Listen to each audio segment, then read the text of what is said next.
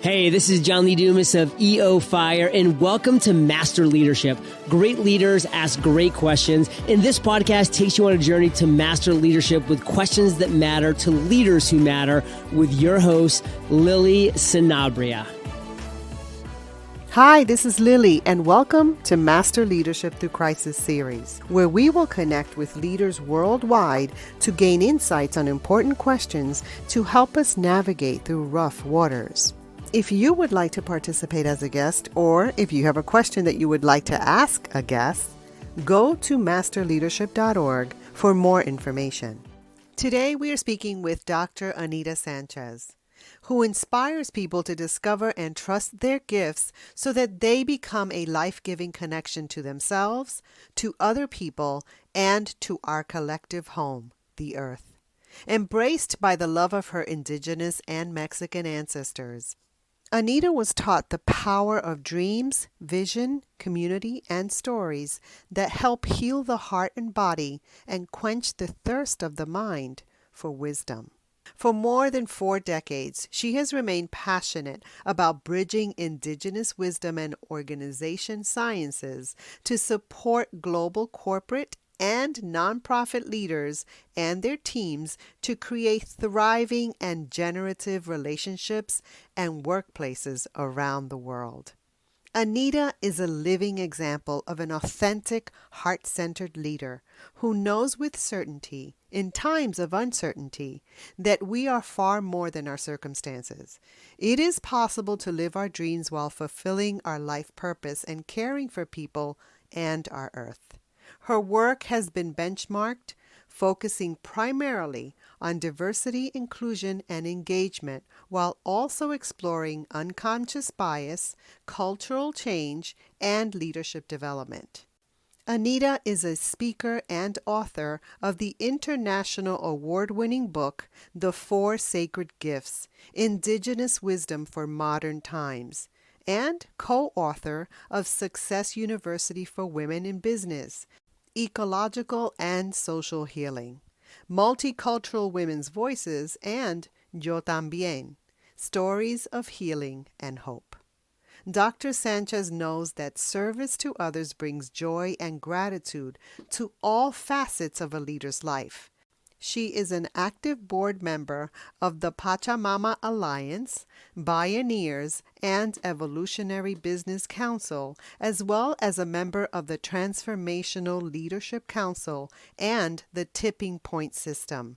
Anita particularly enjoys leading an annual journey of leaders and their families into the sacred headwaters of the Amazon to deepen their understanding of the importance of culture, nature, and a purposeful life.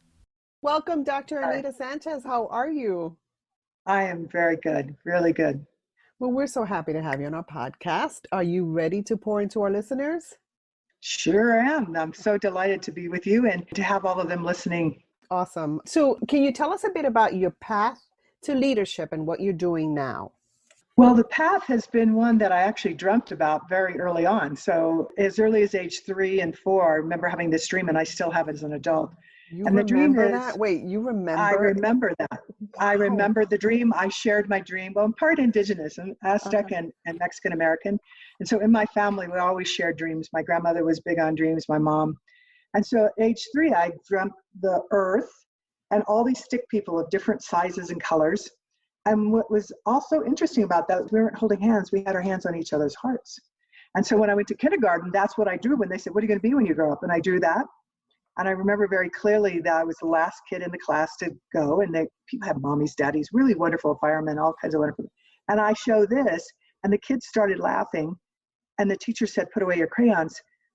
What I remember is, like a little kid, you would usually be embarrassed or something. Instead, I just remember it just rang really true for me. So I knew I was going to be a leader.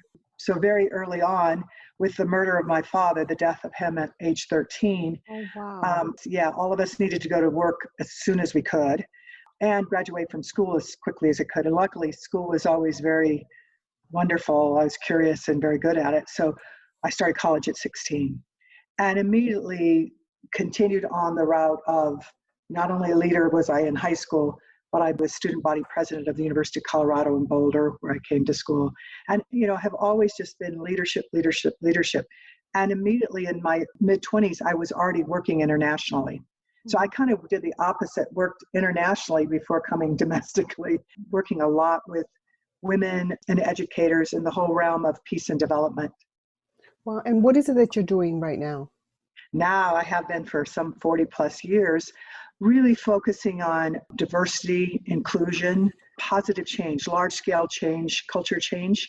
And so for years, I've worked with Fortune 500 corporations and then global nonprofits in really doing what I had in my dream. It's helping them to connect, to learn, to be curious about each other and their gifts and make room for those gifts so that way that we could, create a really thriving, whether it's in the workplace or it's in the community, whatever that is, that people are bringing forth all those gifts and they're accepted, because you have the gifts, but even when you bring them forth, are they accepted? And so that's been my wonderful work, and I continue to do that. So those are big areas: diversity, inclusion, positive change. But you started when you were 3. That's phenomenal. It's amazing to me that you were able to connect at such a young age and stick with it. I believe that a lot of times we do have dreams as children, and it depends on how we grow up, right? It depends on our environment, whether that's valued or not. But certainly it was valued in yours. And one thing I wrote down as you were talking is that you're very confident. Yes. Part of that comes with age. Part of it comes from worldview. So part of my work that I have been doing always is weaving indigenous wisdom into whatever I'm doing. So whether it's a merger and acquisition, coaching an executive, designing the training for an association of independent schools, or coaching a leader in education, it's always about bringing my full self, not to impose it. It's always an invitation to invite the other to bring their full self. So I weave that wisdom throughout. So it makes so much sense. I remember early on, some people were like, it seems a little woo-woo. Now science is catching up with our ancestors, and so the things that they're saying, I said, yes, and this is how we've practiced that for millennia. This is how it's been passed down over hundreds and longer years. And people are like, and now we know the United Nations and lots of groups, scientists are saying, whoa, we need to study, we need to understand more of these people, understand their relationship to themselves and to all beings, both people, earth, and nature. Because we're now understanding that everything is sentient and how intimately interconnected we are, right? Lily, we are so connected now. All of us know there is no denying. People can make up their story about it, but we are seeing what happens halfway around the world does impact you. Burning the rainforest in the Amazon affects the 20% of our oxygen that comes from there. My being kind to you or my being mean to you has an impact.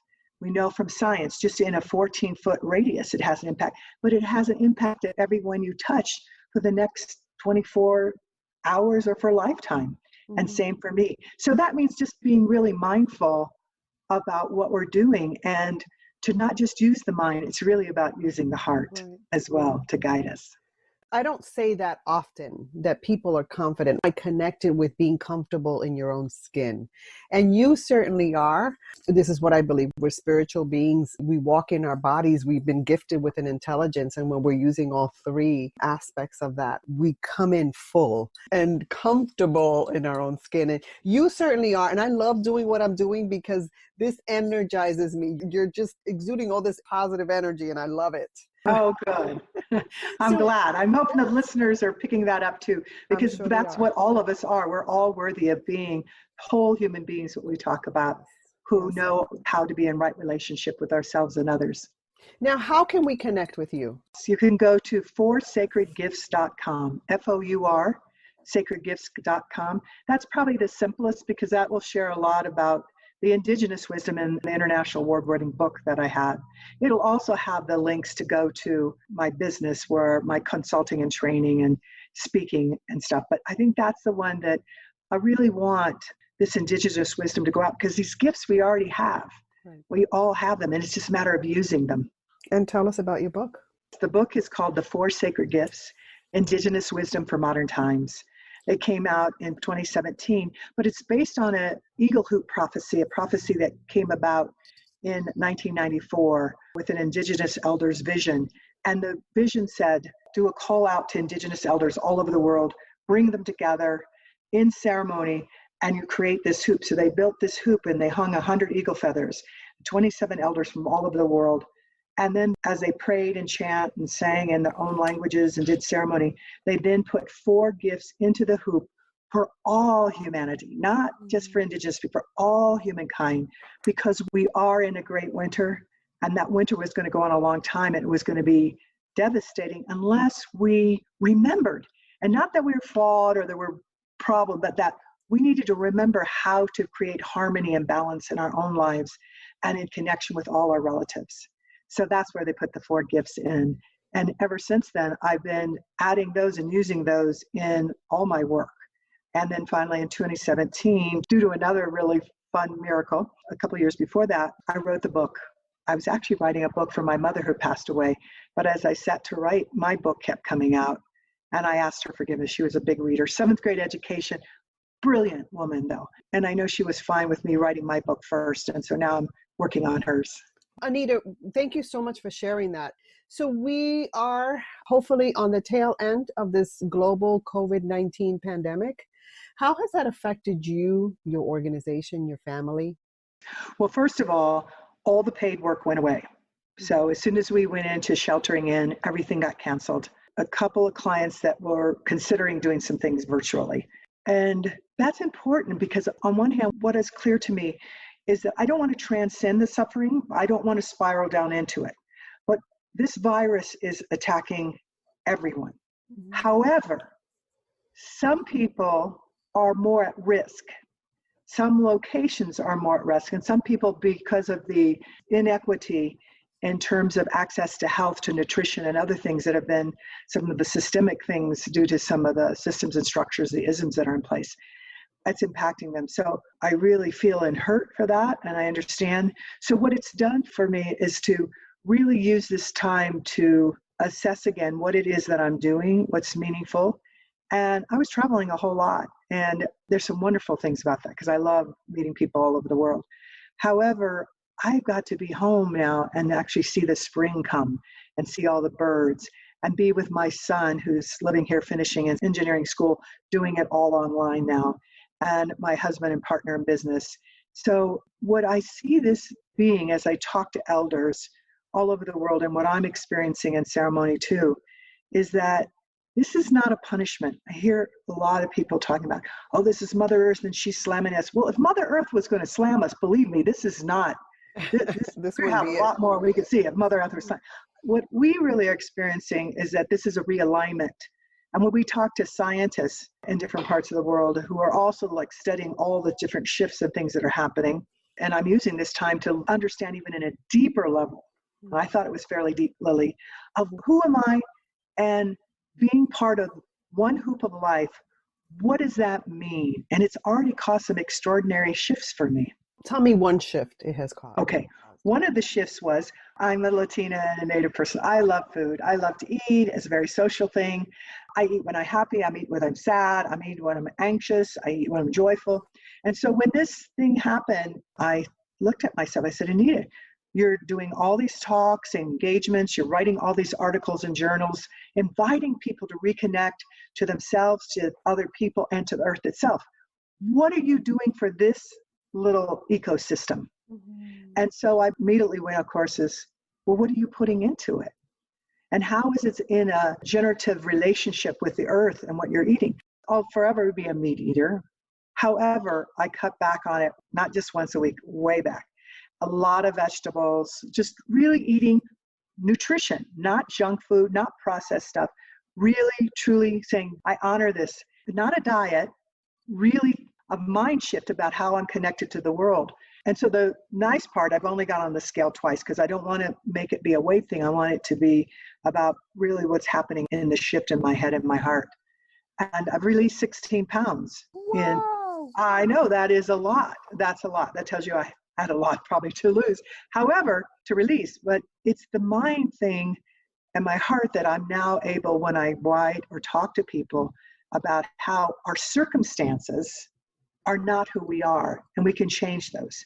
And although it looks wonderful, oh my gosh, you had all this amazing elders and growing up and you were smart. I also had a deep secret, which was from age 4 to 13, I was also sexually abused.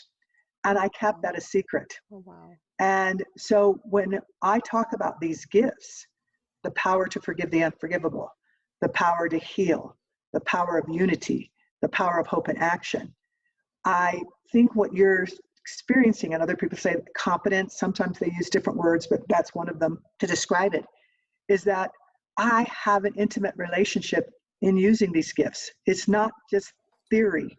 I have forgiven the unforgivable. I am always daily about my healing. I see it as a gift, not oh my gosh, I got to do this again. No, I get to do this again. And then unity and hope that, like a lot of people love to focus in on, and I do too, and I teach a lot of that with positive psychology. I understand that as great of our attention, as much support as you get to go forward. I have seen from the C-suite to leaders in communities to leaders in their home where they bump up against what is stopping it. And that's our own ability to forgive, our own ability to heal. It's an ongoing process. Right. And I know you know that. I appreciate so much you sharing that. I didn't expect it. And I feel like we need another session here because there's so much value in what you're bringing here. And I'm sure that you've probably experienced this. But for me, we share similar backgrounds and I continue to have to reconnect to my body. And I do that through yoga, but I constantly have to reconnect. And so as you're talking, my heart is swelling up because I absolutely get it. How we can be so outward and doing, and we forget about this beautiful gift we've been given. But because of our past, now we have to grow into it. I'm excited to connect and see how that's happening for you. Yes. Well, I think part of this was, it was horrific, so I don't make light of it. And people have different durations of time of doing their healing. The thing I encourage people is that if it's starting to come up for you, that's your inner wisdom saying, it's time. It's time. And sometimes people think that forgiveness is weakness, or it's forgetting what happened, or saying it was okay, or that you're betraying yourself or your family or a whole group of people, because there's some big ones, right? Not only individual kind of sufferings and things. However, what forgiveness really is about freedom. It's about self-love. When you love yourself enough to say, hey, I don't want all this energy. And for me, because it happened so long over time at a very young age, I began in my teens to identify that was me. And instead it was like, wait a minute, we are not the hurts, pains, and mistreatments. Yes, they help us build muscles. Yes, there are things we have to heal, and some of them take a lot of work. But they're not us. Who we truly are is what you were talking about. And that is, we are spiritual, mental, emotional, and physical, these beings. And my indigenous elders had always taught me that one of the wonderful things we get to do in life is to continually put in alignment the spiritual, mental, emotional, and physical. So when you talked about even the somatic work that you do, yes, I've always big in sports, and growing up, oh my gosh, it was a lifesaver. That was the time I felt like I owned my body. That was the time I remembered, wait a minute, this is not what's happening to it in this other dark place. This is not who I am. And then, of course, now I do Qigong and I do walking meditations and all sorts of different kinds of things that help in terms of releasing the stress in my body, which is really, really important. But it's at every level. And so we get to be good medicine to ourselves. Yes. And then when we're good medicine to ourselves, I'm talking beyond a pharmaceutical, not that that's bad, use that when you do, but I'm talking about we can all do that. Be good medicine to ourselves. Then we can do that with others. Then we can mirror that and model that. Not in that I'm better than or I have it all together, but rather, wow, look at it's possible, and listening to your story before we had this interview, I was inspired.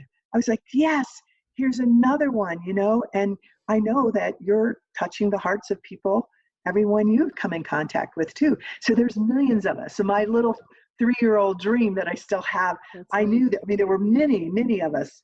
Now I know there are millions of us, and it's important, every single one of us on this earth at this time with what's going on, our gifts are needed.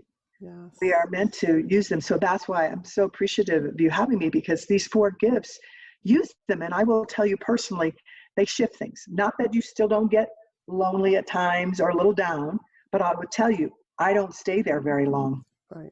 I look at it. I don't try to stuff pain and suffering or any emotion. Instead, I look at it and I move. Where do I want to go? What is it that I want to create in the world right now and in going forward? I do share my forgiveness story. I don't know if you've heard it, but it's on masterleadership.org/forgiveness. And I have my trust manifesto, and so much power comes from that. And I appreciate you sharing that. I feel like we're going to be friends for a long time. I think that's absolutely the case. You're reaching out and touching my heart. All right. Sure. So Anita, what quotes or advice has helped you most during crisis? Well, there's two things. One is the whole notion that there's this morning star that many tribes have, but particularly in the Plains area. And so I was gifted this when I got married. I was gifted when I had children. And I remember my grandmother saying a version of this, which is like, every day is a new day. So you might be way down, but the sun will rise again. And it's another opportunity. So every day is a new day. It allows the possibility, right? And the other thing is a lesson that my grandmother, my abuelita, taught me when I was 4 years old. So my older sister was 6 and my little sister was like 2.5 or something. We spent the night and she got us up real early and it was dark. And the sun was just about to come up and we got outside by her garden. And she asked us to be quiet for 5 minutes. And every hour we're going to be quiet for 5 minutes. And she wanted us to move the way of her sunflowers. It was in August, late August, as the sunflowers were already out. And so you can imagine what happened. So we go and play and we do different things in the house. And then on the hour, we'd come back out. And what happened during that day, all day long, we started to move. Why? Because the sunflowers look at the sun. The sunflowers go to the light. And so I had no idea as a little girl, a 4-year-old, what all of that meant. I just knew I was getting the loving attention of my grandmother and these amazing flowers. I felt like between that and the sun, something was happening. And indeed it was. She was teaching the lesson of us, all our relations were connected and to always look to the light. And so then we go in, it's dark, we have dinner, and she takes us back out. And I'm like, Grandma, we can't see. What are you doing? And so we get over there by the sunflowers and she turns on the light. And all of us are huddled together looking at each other, but then we look over the flowers and the flowers are all looking at each other. So there it is, in the darkness, in the challenges, rather than going downward into fear and panic and all that. Yes, name it when you go there, but also what I was taught is look for who's around you. We all need human connection. That's part of being a human being. So look for the people who are around you, celebrate that.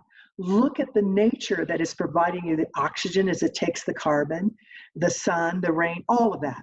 So that's more than a quote, but that's a story that I'm wanting you and your listeners to hear because we can learn a lot from each other and we can learn a lot from nature. We're part of one hoop of life. And that, to me, gives us more than enough, more than what we need is absolutely here. And that pain, hurts, mistreatments, those kinds of things can make the illusion as if we're alone and separate. No, we're never alone and we're not separate. And now is the time that we can really, really take that to mind and heart. What a powerful story. Not only was it very moving, but I learned some things about sunflowers. Yeah, I've always loved sunflowers, but I didn't know they did that. Yes, I love the big fields of them in Europe. I'm sure they have them here in the Midwest, but I remember working in Europe and you could just see this fields and they move all day long. That's so great. Beautiful. That's great. Hey, leaders, stay tuned for the rest of the interview following this brief message. Do you get headaches or not feel quite right after a glass or two of wine? Well, you're not alone. I recently discovered organic, clean-crafted wines that are a game changer for me. Scout & Cellar has a clean-crafted commitment to ensure that they produce wines without synthetic chemicals, as they take care of the earth in the process. I can now enjoy wine without any adverse effects. Visit scoutandcellar.com/Lily. That's SCOUTANDCELLAR.com/LILY and learn more about these delicious wines. You'll be glad you did. Great leaders, deserve great wines. Now, Anita, many use the term lifelong learner. Yes. What does that mean to you, and what are you learning right now? What it means to me is the part that makes me really happy, and the listeners can't see, but I'm sort of smiling ear to ear because I've always been curious and a learner. And that's part of the joy of being alive, of being a human being, is we get to continually learn. So for me, it's like at one point I used to have sadness like, oh, if only I was independently wealthy instead of working, I would just stay in school all the time. And then I realized, well, that's silly. You learn all the time anyway, constantly. And part of having my own organization, my own business for 40 some years is because I wanted to constantly learn. You don't get hired as an external if you're not keeping up with what's going on. And so I learn everywhere I can in all different kinds of fields. So to me, that's what a lifelong learner is. And that none of us arrive, at least I don't know anyone. Even the Dalai Lama, I remember the Dalai Lama once said that I'm still learning. I have great compassion for all things, but I'm still having difficulty with bed bugs. I'm not quite there with bed bugs. And I thought, okay, even the Dalai Lama is still learning and growing. So of course I would say that I have fun things to learn. Some of them come easy and some come with some lessons, but I'm so grateful for all of them. Right. And this is a big part of effective leadership, is always being in that learning mentality and the curiosity that you spoke about. So what are you learning right now?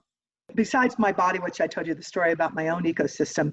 So what were the stories that I was telling about myself? What are the emotions that come up when all of a sudden I think, oh, I really need to have that chocolate? I used to be a chocoholic up to now. Oh, I love chocolate and wine. Yeah, I do too. But you see, but little bits, but I'm talking about someone who will eat the whole chocolate bar instead of just a little corner. Mm-hmm. Okay, so that kind of thing. So I'm learning that, but I'm also learning now how many human beings all over the world have been, not just since COVID, not just since the pandemic, but have been working and collaborating with each other, scientists, the UN, businesses, artists, musicians, consultants, mothers, all of them. Leaders. Leaders, that's it. The reality is, I used to go in rooms and ask, are you working with women? And I'd say, okay, how many of your leaders raise your hand? And it used to drive me crazy when people didn't raise their hand. We're all leaders. At minimum, we're leaders of our own life. So what I'm learning about this is this leadership that's happening all over. We're seeing it where people are going out on their decks and singing to each other. We're seeing kindnesses to the neighbors that people never even knew. We're seeing what's about to come out is a world anthem. We're seeing scientists now having data they never thought we would have. As I work in some of these environmental groups, oh my gosh, we'll be able to see really what our footprint is, because we never thought we'd have a several-month period where there was a pause by human beings, so that we could really see what do we change going forward. And so here's the last piece on what I'm learning. This is so fun for me, because I'll own that I have a little bit of doubt inside, so I have to keep working on that doubt. But there was recently, a couple of weeks ago, a poll done in the UK, and it was a big one. And it was asking, how many of you want to go back to what it was before this? How many of you want that? And a part of me, before I read it, I thought, oh gosh, here it is. We're going to have a lot of work to do. 97% said no, do not want to go back. There are many things we need to change. Only 3% said they want to go back. Then I thought, okay, well, the US is probably different. But now we're starting to see smaller polls in region, and significant majority of people who are saying, it's not 97% I'm not seeing, but the majority of people saying, no, we're seeing things. Our healthcare system's broken. We need to fix it. Our educational system. And oh my gosh, how about the kids who don't have the computers? What are we talking about, sending people and they have no way to continue to learn? So all these different things that we just were so in our busyness not paying attention to, that we're still crying out, we weren't seeing. So I'm very hopeful. I'm not going to be Pollyannish. It's not just going to magically happen. It's going to require us remembering that when we do finally become out of shelter, which sounds like it could be still a significant amount of time, however, that we don't forget the learnings. And that's the other part of a lifelong learner, that we put into action what we learn. And so I'm very hopeful by those studies and what I'm seeing in people's behavior, the level of awareness that's growing, and the actual actions of kindness and compassion and sharing and care that exists among us. send me that information. I really want to look Yes, into I'll send you the too. link. I'm pretty sure I have Yes. it pretty close by because a number of people have been asking about that. So you talked about being hopeful. When you think of leadership today, Mhm. what most concerns you and what are you most hopeful about? What concerns me most about leadership today are the leaders who are divisive, that are saying it's either this way or that way, rather than being the leader that if it is a problem to solve, that means there is a direction you go. However, a lot of things are not problems to solve. They are dilemmas to manage. So right now, when we're hearing people being made good who are sheltering in and don't go out and just really are being in solidarity for their own life and the lives of others are being seen as good. The bad people are the people who want to go to work because they want to support their families. They're running out of food. They don't know how to pay for their rent. And we act as if these are separate. Both groups care about life. And I don't hear leaders holding that. I hear them playing one off the other. Yeah. And we need leaders, whether it's in our medical field or in education or government, in our homes, who we can talk about these things. So we've been having conversations both in Zoom with different groups of people, but as well in our home, like, what did we experience today? And really saying, what was a problem that could be solved, that we can solve? And what is a dilemma that we're managing, which still requires action, but understanding that they're intimately interconnected. Like, what's more important, the individual or the group? What are you talking about? They're both important. That has been a concern of mine, the divisiveness, and we're seeing a lot of the fallback from that. So hopefully, as leaders ourselves, as listeners who are leaders, we're looking to shift and change that. So thank you so much for sharing that. Now, I have a question from Nathaniel Zerbrig, and he wants to know, how intentional are you about growing yourself as a leader? At least twice a day, and during this time, it's been 3 times. So I have a practice, as many leaders do. And when I work with leaders, I help them develop a practice if they don't have one. Oftentimes they do, but it's not intentional. So every day, there's a whole process I go through, from my whole body first, just in gratitude. Then I continue the list, what I'm grateful for. Then I read something inspiring. Then I go for my hike or my walk. It's just to get the newspaper with the dog, and I chant to the 4 directions. And in that, what I am doing is I'm setting very clear the intention that I am part of everything and everything is part of me, and that what I think, say, and do be in service to the whole. I've been doing that every morning, every night. It doesn't have to take a long time. Sometimes I take a full 45 minutes. Sometimes it's a 15-minute and I'm off. But now I've been doing it at lunchtime too, because I feel like so much is happening that it requires me to settle in and to meditate, to do qigong or whatever it is that makes sense to me. Sometimes it's just standing outside next to a tree and just settling in on discovering what is coming up, just listening. Do you find like you have to do that often to reset? To reset for me generally only takes a breath. But that's skillful. Yeah. So generally it's just a breath. Okay. I've worked with people from warring countries. I've worked in pretty tough situations in corporate arena, also very wonderful things. But what I know is that part of my ability to support them is not only all my PhD training and all my indigenous wisdom and all that, but it's how I be. And so just taking in breath through the nose and exhale through the mouth. Nobody even knows that you're doing it, but just open your mouth just a little bit. Inhale to the count of 6, exhale to the count of 6. Reality over time is you don't even have to count or anything. But what we're doing is we're down regulating the amygdala, our hindbrain that's always about survival.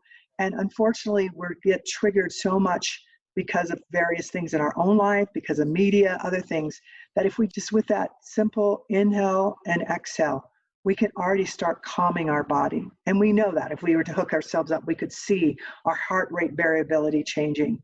We also know when we do that, we allow the positive hormones to start moving instead of the cortisol, the overabundance of panic kind of hormone going through us.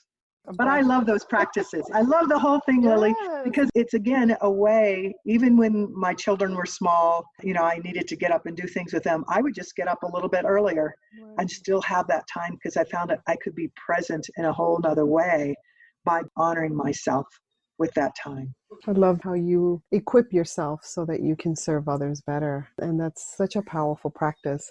Now, as a listener of this podcast, what is a question that you would like a future leadership guest to respond to? What are you curious about? I'm curious about, and I would want really specifics from these leaders. When I think leader, I'm thinking pretty big, like a huge educational system or big national corporation or a leader of a country. So if that's you, listen in. Go ahead. Okay, yes, I'm wanting big change. So I would want to ask them, what gives them hope that then compels them to be in action to create positive change in any arena, whatever it is that is theirs to do? I would love to hear a lot more of that, actually. I think we're hearing all the things that are broken, but I'm not hearing enough about people collaborating or thinking about what we can shift. I hear it at the individual level. I hear teachers all the time figuring out how to do this online stuff and what they're doing and the extra care for the families. They know that, they're a 9 to a 2 or 3 room apartment. See, that's leadership. Right. I expect that leadership at every level, including at the big macro level. I love that question. Okay, great. So we will ask that of Great, one of our wonderful. future leaders. So Anita, is there anything else you'd like to share with our listeners? My message, hopefully, that you get is that you are worthy. Every one of us are meant to be here. And whether your circumstances are really tough, both past or present, or whether they're even joyful, we're all needed. And we're not our circumstances. And so when we realize that, then we can, oh my gosh, there's so much magic that we can create, not only individually, but when we do it together. Like I think about Lily, you and I, how many people we're touching that then are connecting to other people. I mean, that's just powerful. So that's really, you're not your circumstances. You're more than that. And so move through, use the gifts of forgiveness, healing, unity, and hope in action. And I wish you all the best. Anita, I want to thank you so much for adding value to me and to our listeners. You're very welcome. Have a great day. You too. Bye. Bye-bye. In closing, here's a quick message. Coaching is the art of influence that underpins leadership in the 21st century. It is the very thing that can get you from being stuck to being extraordinary. So go to masterleadership.org and sign up to get a free coaching session. Until next time, continue to ignite that leader in you.